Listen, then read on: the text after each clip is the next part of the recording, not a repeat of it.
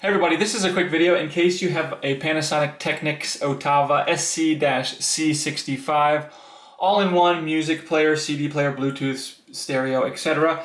And you need to do a hard reset to the factory default settings and you do not have the controller or it is not responding to the controller or something like that, and you need to just force this reset straight from the device. So in another video I talked about how to do it via the via the setup menu with the controller, but we can also do this just by simply disconnecting the unit from the power and then waiting for about 3 minutes. And then after about 3 minutes, we can just go ahead and press up and hold the power button, and while holding the power button, just plug it in. And just keep holding the power button, after it, and it'll start up and everything like that, and then it will go into its restoring to factory settings. You can let go of the power button, and then it will eventually say initialized displayed on the screen, and you can go ahead and set it up as a brand new device.